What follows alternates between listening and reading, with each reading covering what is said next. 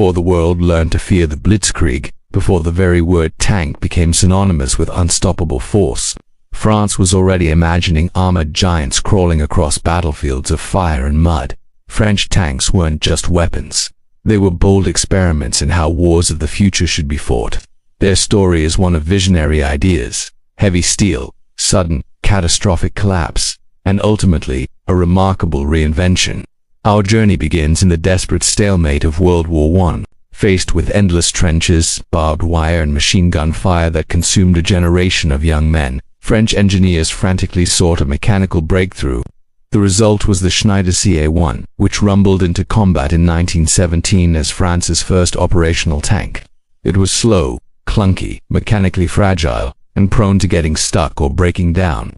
But it marked a revolutionary shift in warfare.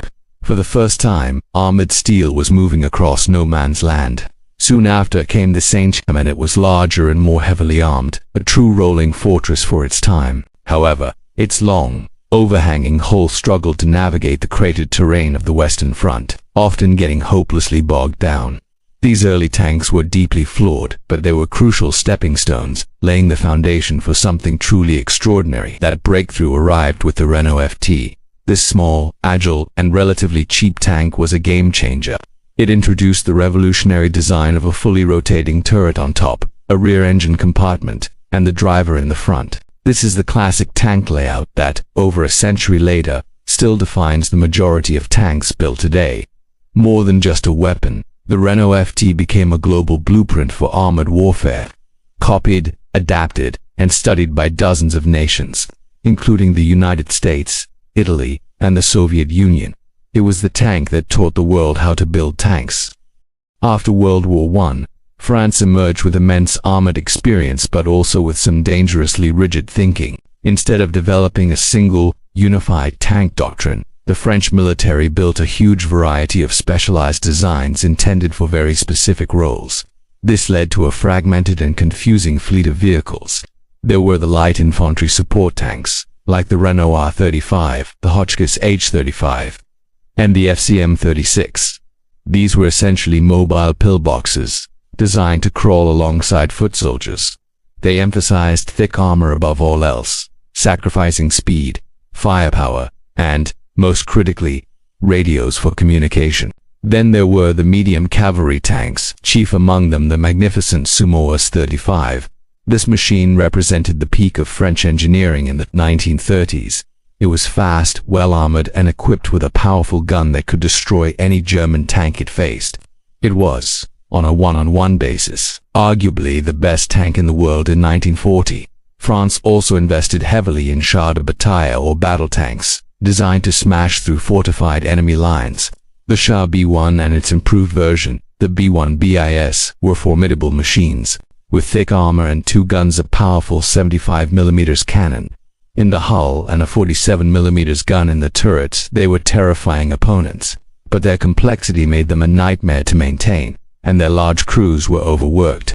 The tank commander, for instance, had to command the vehicle, aim and fire the turret gun, and in many cases, operate the radio if one was even fitted. This crippling lack of radios left tank crews isolated and unable to coordinate on a rapidly moving battlefield.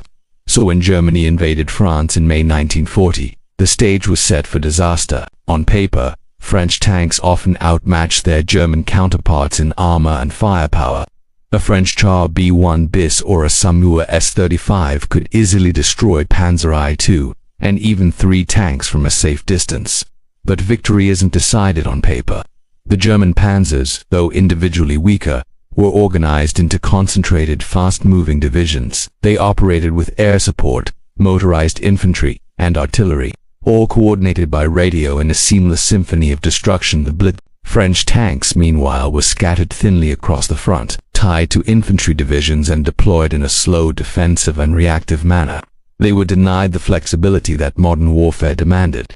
German combined arms tactics overwhelmed the French forces, not because French tanks were weak, but because they were used in isolation, fighting a new kind of war with old ideas. After the shocking fall of France, tank production largely ceased. The factories were taken over by the occupying forces. Brilliant designs were abandoned, and a once mighty armored ambition was temporarily silenced. But France's spirit of armored innovation wasn't dead. It was merely dormant. The nation's return to tank development after the war symbolized its recovery and national pride. The ARL-44, pieced together shortly after liberation, was a fascinating hybrid. It used a pre-war chassis but mounted a massive turret and a powerful 90mm gun, heavily influenced by captured German King Tiger tanks. Though largely outdated by the time it entered service, the ARL-44 was a crucial first step, restoring confidence in France's industrial capability.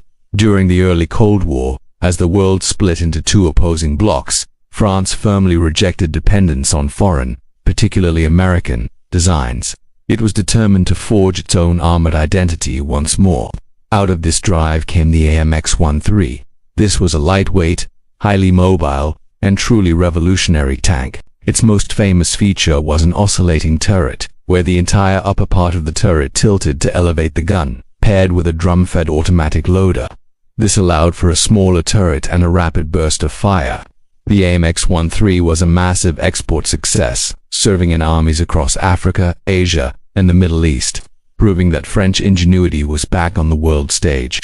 This focus on speed and firepower defined France's Cold War philosophy. Rather than trying to compete with the super-heavy tanks of the US and the Soviet Union, French designers focused on mobility and offensive power. The AMX-30, introduced in the 1960s, was the ultimate expression of this idea. It deliberately sacrificed heavy armor for high speed and a lethal 105mm gun capable of firing advanced heat or high explosive anti-tank rounds.